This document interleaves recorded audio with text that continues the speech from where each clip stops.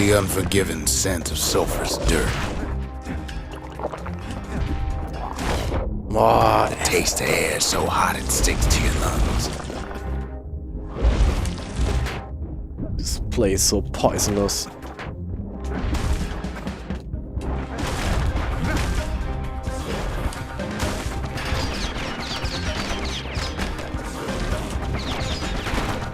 Whoa. All sorts of awful things crawling underfoot.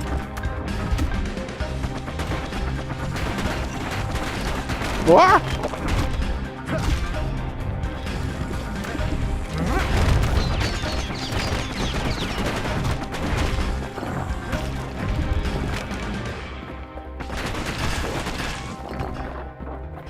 The more ash we swept aside, the more life we found. Place as inhospitable as they come.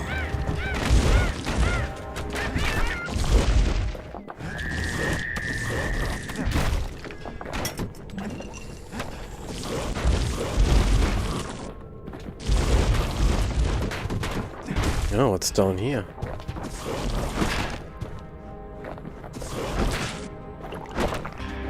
Come on again. Bam! We kept on sifting through the cauldron's secrets anyway. Whirlwind.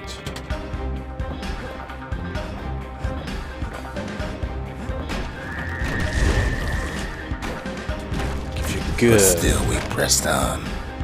nothing else we can do. After all, when we looked down inside Colford Cauldron,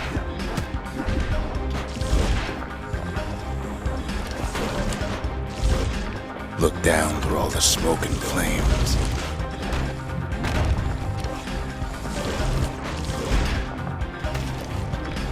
we saw in there the heart of the world, the heart now laid bare by the Calamity. Yeah, we got it. We had to have it. As for the kid, he just has to get that shard out of there. Whoa. Too bad taking that thing woke up every last stink eye from here to Charleston Bog. Just keep the fire. Kid's thinking he's got to trek all the way back around the cauldron. Luckily, the cauldron cooked up a little shortcut for him. Sure, it ain't the most convenient path. Whoa. Not really.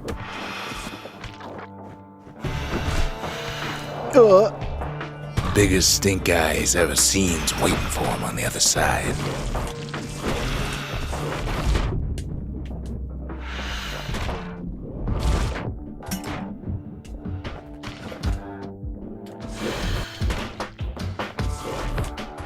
Just leave.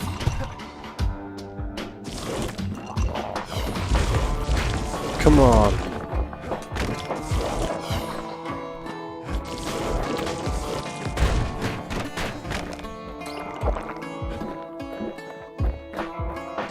Well, it ain't polite to stare. Where there's one stink eye, there's always more. Yeah, stink eyes.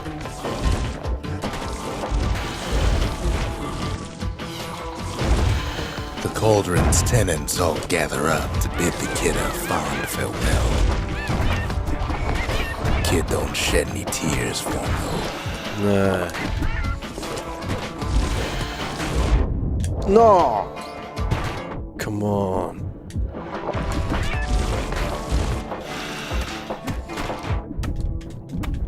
With a good spyglass, you can still see the cauldron from the city.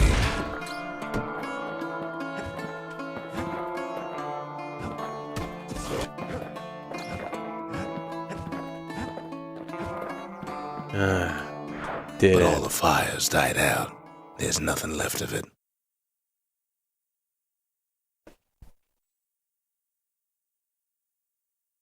It comes back looking like the inside of a chimney.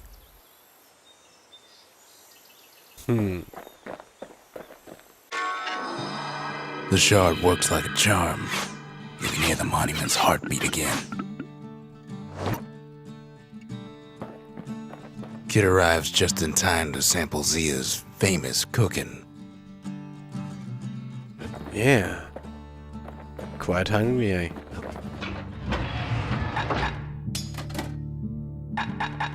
Got something new? No. Got a feeling those tools ain't just for use at the old forge. Ain't saying much, but that's the greatest forge in all the city. Ah, something foul. At least it won't get cold round here with that thing around. No. That fire is handy versus those plants. He wolfs down too much too fast, and it all goes to his head. So delicious. I've said a lot about the kid, but he ain't the only one wrapped up in all this.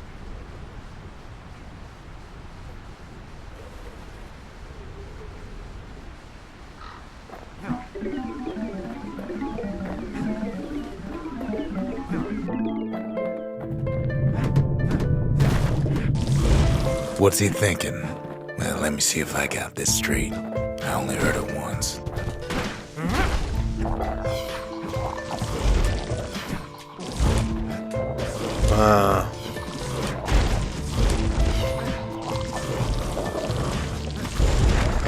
Once there was a normal Ura girl, but she wasn't born in the tassel terminals like the rest of her people. She was from Caelondia.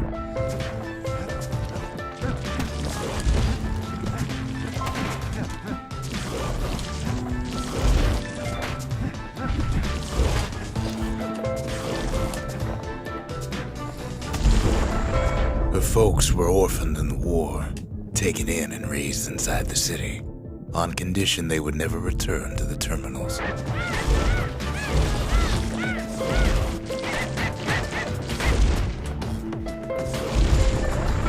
Ura refugees who came into the city had to stay for life. It was a way to reduce the risk of city secrets leaking out.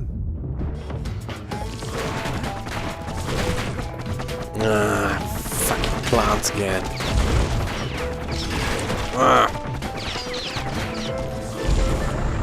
Her mama passed away from birthing complications, leaving the girl trapped inside that city with no one but her father.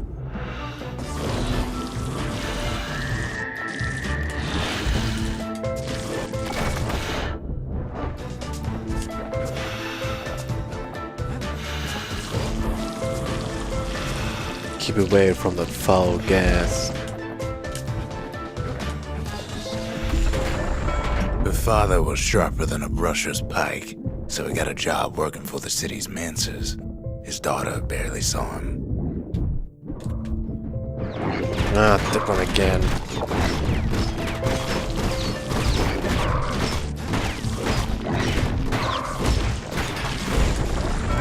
Her father told her nothing of her Ura heritage. He told her nothing of the Mansers. It's for your own good, he said.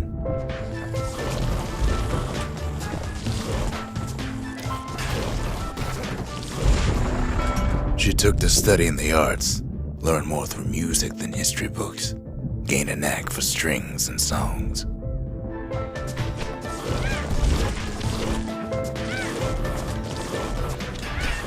Chicken. At first, she tried to be like other girls, but her classmates spread word that her father was an Ura trader, selling out the city.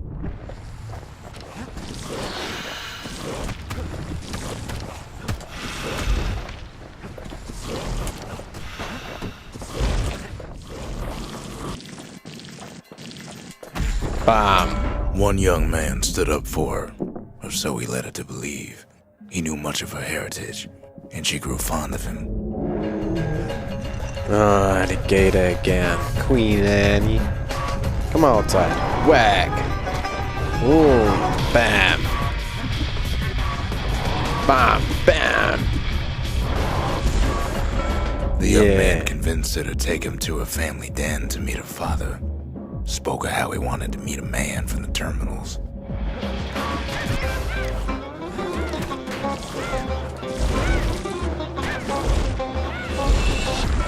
When the young man greeted her father in the Ura's native language, her father flew into a fit of rage and threw them out.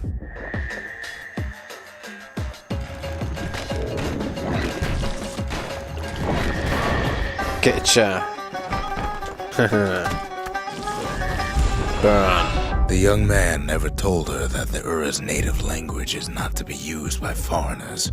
To do so is a terrible insult.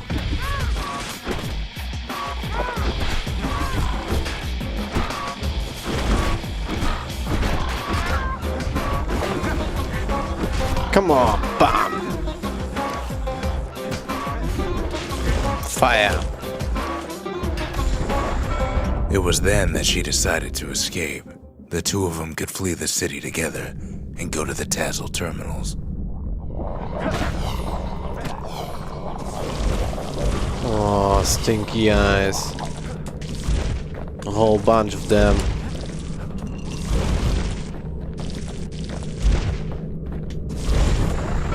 They would hide inside a garbage bin until it got ingested by a scumbag, then let him slosh on out of the city for disposal.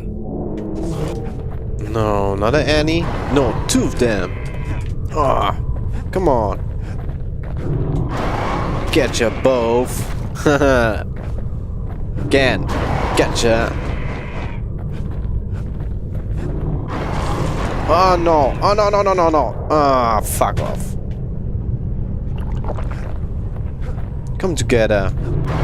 Ah, give you a good whack. Huh?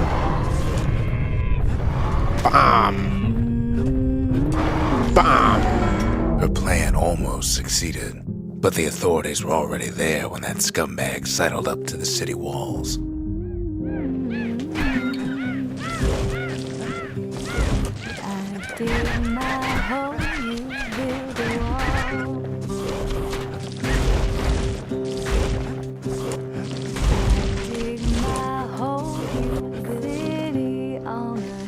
Don't keep running. The young man had sent the authorities a tip, told him her father was using her to sell secrets to the Tassel terminals.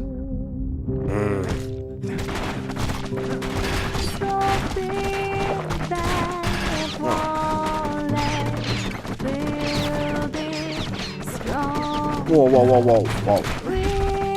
One after one.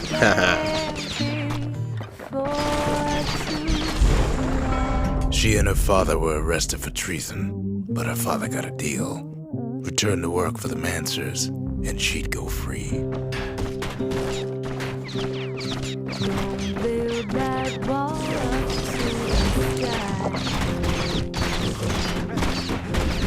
Bam!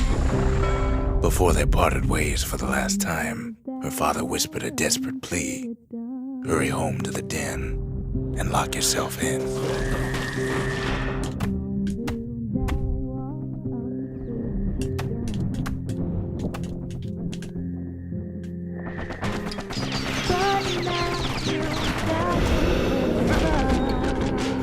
Whoa, whoa, whoa.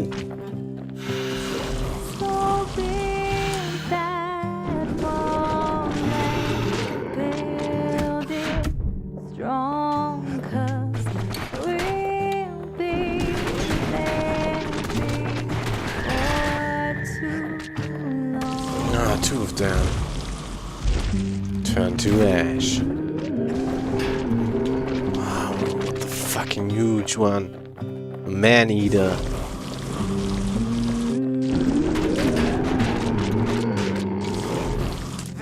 Bam.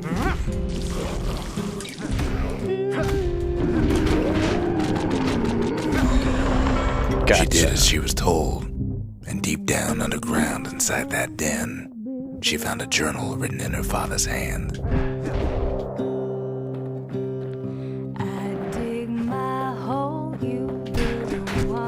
Oh. One day that wall is gonna fall. No. Come on. City on a head. Gonna build that Bam! city on a hill. Haha! Bam! The Yeah! next day, the door to the den turned to ash. The girl came up for air, and she saw the Calamity all around her.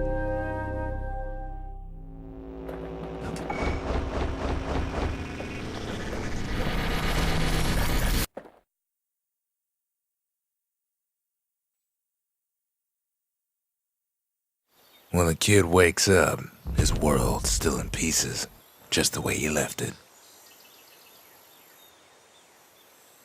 Yeah. Got a nice sleep.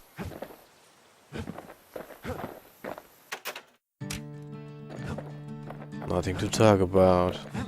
Hey girl. Never could ask for a song. What a pity. We spotted a pecker carrying a shard to Mount Zan.